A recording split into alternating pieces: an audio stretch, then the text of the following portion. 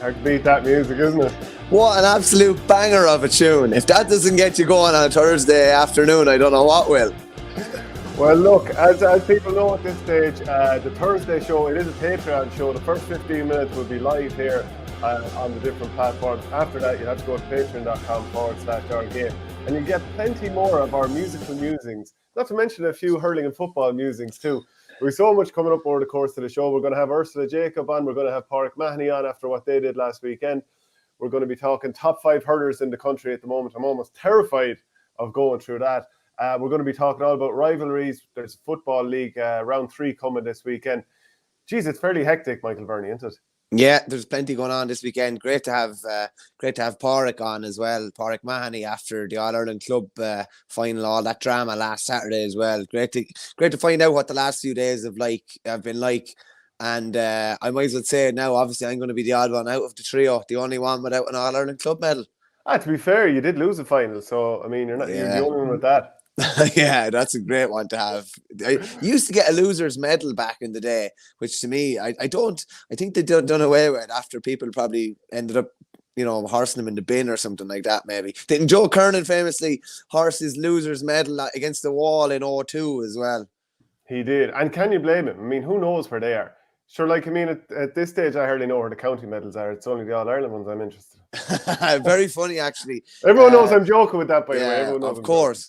Burr played an under 13, I don't know, semi-final or final couple of years ago, and the manager started going on about his under 13 medal, and I think he even pulled out his under 13 medal. And sure, there was no under 13 competition even back then. But whatever it takes to get a bit of emotion into lads. You know what? We have to talk about the pecking order in hurling at the moment. I know we did a power rankings a while back, but I can't help but think that this has to be the year where Waterford make their biggest push going. So a couple of years ago, 2020, I suppose it was the Winter All-Ireland. They went really well in that Munster final against Limerick, but Limerick learned a lot and pasted them in the All-Ireland final that year. Then the following season, they get pasted by Limerick in an All-Ireland semi-final. But now I look at this Waterford team and I see they've one hurler of the year in Austin Gleeson. They have 3 hurler of the year nominees in Gleeson, Jamie Barron and Stephen Bennett. They've all-stars from 5 different players, 8 in total. So Tadhg de Burka, Barron, Gleeson, Stephen Bennett, Conor Prunty. And then add in the other talents. You could make a case for Calum Lyons being up there with the best wing backs in the country. Pauric Mahony's coming back in after 2 seasons out injured. And when I say that, I mean, because he got his injury at the wrong time due to COVID, he ended up missing the late 2020 and then the 2021 championship. And then, of course, Mr. X Factor himself, Desi Hutchinson. Yeah, when you go down through that list, it's an impressive list, and they've plenty of young guys coming through. Corrack Daly's played a bit of league, has impressed a bit. Michael Kiley as well, Billy Power, and that's not to mention even potentially, I don't know, maybe Billy O'Keefe might come in around there as well, maybe not. But there's lots of Mikey Mahony, Kevin Mahony. It'd be interesting to see who's called in from Ballygunner when that finishes up. Ian Kenny's coming in a rich vein of form, had a brilliant final as well. So options is the big one with them. Options and quality. And when you have options and they're quality options, you're giving yourself a fighting chance. Plus, in the last 2 years, who have they beaten in championship? They've beaten Cork in championship, beaten Kilkenny in championship, beaten Galway in championship, beaten Tip in championship. They've beaten all the big hitters, bar Limerick. The Limerick thing is an interesting one. I remember you actually saying it, they were beaten by 11 in the 2020 final, and they were still beaten by 11 last year. They were beaten by 4 in the Munster final by Limerick. That can look like they're not getting any closer, but they definitely are getting closer. It's probably more to do with the brilliance of Limerick than it's not as if Watford are regressing. They're definitely not. Their graph is still going upwards without a doubt. But even if you look at the team that they put out in the 2021 All-Ireland semi-final, they were down a few lads. I mean, I can't remember them all off the top of the head, but there's a couple to go in there. Pauric Mahony, Desi Hutchinson is a year on. I'm trying to remember. Tadhg de Burka even, at centre back. They had a makeshift centre back in Shane Bennett last year. There's no point in saying any different. They did. He'd never really played defensively at senior intercounty level before, and he went in centre back. And I'd say I wouldn't say they got away with it, but to some extent, maybe so. And then Limerick kind of really went after that in the final, or in the semi-final, when they really tested, was the six going to stick or twist? Was he going to come out the pitch? And even he got caught in possession a good bit. But they were missing their heartbeat even last year, and they still did some phenomenal things. And that was, what was it? Was it 4 or 5 weekends nearly in a row after they got beaten by Clare? And they just kept it going. And then they came up against an unstoppable machine in a semi-final. But there's definitely an awful lot of optimism. And throw in Ballygunner winning All-Ireland, and just the bounce that can give a county, and the bounce that it will give 5 or 6 on the squad. I think it's huge, yeah. And someone was saying to me, recently, and I just kind of thought about too, the Limerick Empire at the moment is there, and it looks like they can't be stopped. But empires usually crumble quite quickly. Like, it's not usually something that happens over a sustained period of time. It's something that usually it's crash, bang, wallop, and it could be gone. So there's a lot of opportunities there. Take Limerick out of this year, and how competitive would it be? You think it'd be unbelievably competitive, but maybe they're not as far ahead as we've been saying they are for the past maybe 5 or 6 months. Yeah, I think in terms of like the entertainment value us as supporters will get for the season, we're hoping that they're not a million miles ahead and they don't crush everyone. Like, they may end up winning it again and be deserving All-Ireland champions as they have been. That's, and that's absolutely fine. You're just hoping for a really competitive season. Even if I look at the amount of left-handers that are in this team, I mean, not that really matters whether a player is left or right-handed, really, but like Jack Prendergast, Jack Fagan, Peter Hogan, who we haven't even mentioned yet, Calum Lyons, there might even be another one or two that I'm not even thinking. They have an awful lot of them. But within that half back line, I know we mentioned it the other day, of Calum Lyons, Tadhg de Burka, and if it turns out this way, Jack Fagan, the one left-hander that I didn't mention, I mean, what size of a half back line is that, plus the attacking threat of all of them? Like, I mean, this is part of the reason that I see such potential in this team, and they're on year 3. And don't forget the first 2 seasons were COVID-riddled for Liam Cahill and Mikey Beavens and their management team. But now they've got a bit more opportunity, and the way they work the ball through the hand, particularly against Laois last week, and the way they run straight up the centre, that's terrifying for a lot of teams. Big time, yeah. They have that physicality. The only ones that were able to trump them probably physically were Limerick. And I think it's interesting. I think the Jack Fagan one is interesting. If that is a long-term project, he hasn't worked probably in the 3 times they've played against Limerick. He's worked in nearly every other game, as have a lot of other guys. And maybe they're looking at something different. Maybe they're looking at him matching up against a Morrissey or matching up against a Hegarty defensively, rather than trying to maybe defend against Kyle Hayes in a different type of a role, or trying to defend against maybe Dermot Burns in a different type of a role. But I'd like to see a manager try something different. It hasn't worked for them the last couple of years, so they look like they're trying something different there. It remains to be seen whether he stays there for championship, but I do think it's an interesting one. And they have that pace as well. They have that pace that can cut open any team, be it Limerick or anybody else. They have the pace that can really do damage. So what you say about the left-handers is interesting too.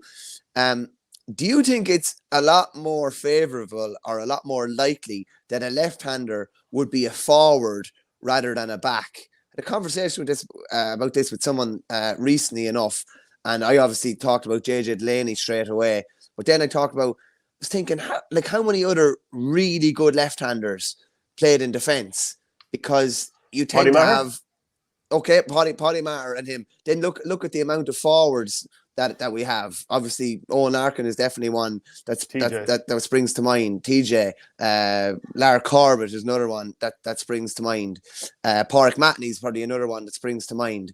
It seems to be, I don't know, and I'd love, viewers kind of thoughts on it. I'm thinking Barry Coughlin stands out as a defender, but of course, that's recency. I've seen them just last week.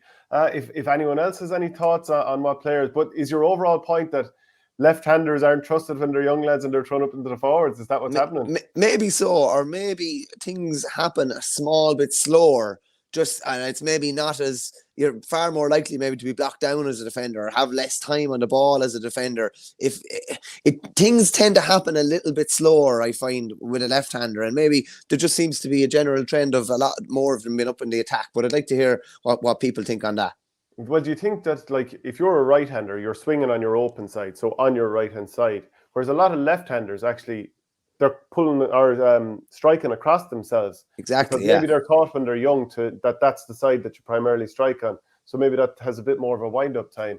So I don't know. It's just I haven't really put much thought in it, but it's an interesting point. And if anyone has any comments, get them in. There's a few comments coming in already. We have lots of people watching on patreon.com/OurGame, so join us there. Shane Power, we're missing the Ballygunner lads, Jamie Barron, Neil Montgomery, Caleb Lyons, Shane McNulty, etc., and still doing well in the league. Shows Liam Cahill has found and developed amazing talent in the county. It definitely does feel like it's going that way. I still think if Limerick don't win the All-Ireland this year, Waterford will win the championship, depending on what way the draw works out. Says Flash adds in that if they didn't meet Limerick in the semi-final last year, they would have been another All-Ireland final. Adrian McGrath points out that Ursula Daly is there as well. Your buddy A Sully 180 says Fintan Burke, yeah, he's a really promising left-hander. Seamus Power, as I commented after the Monday show, Tig received an unbelievable ovation when he came off against Laois. Just so shows how much he was missed by the fans and obviously by the team too. I'll go through a couple more comments as they're flying in. Waterford have a lot of good hurlers, but they also have those difference makers that do special things like Prunty, De Burka, Lyons, Barron, Gleeson, Shane Bennett, and Desi Hutchinson.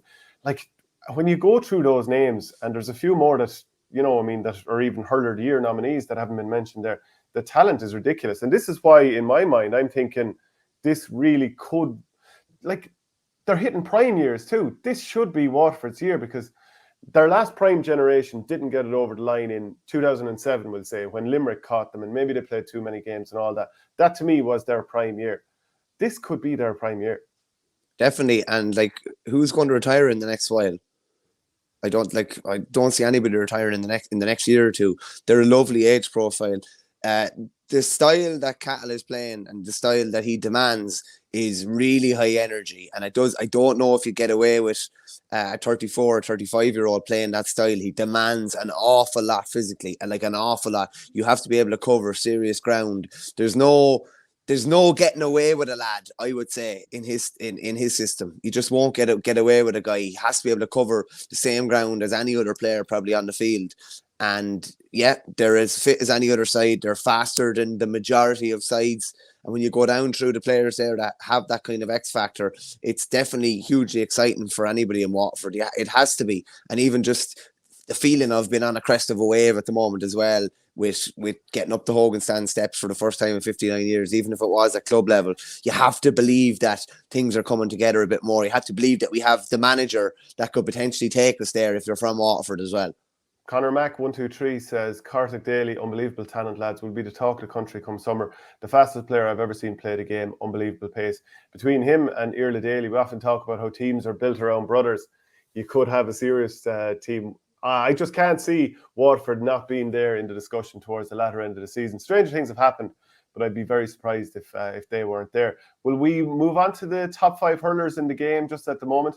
We'll give it a go. What a thankless task for a Thursday afternoon, but we'll give it a crack. Yeah, we've probably already proven our bias for your county or against your county or whatever it might be. Not everyone's going to agree. Let's just get the obvious one out of the way. Straight in.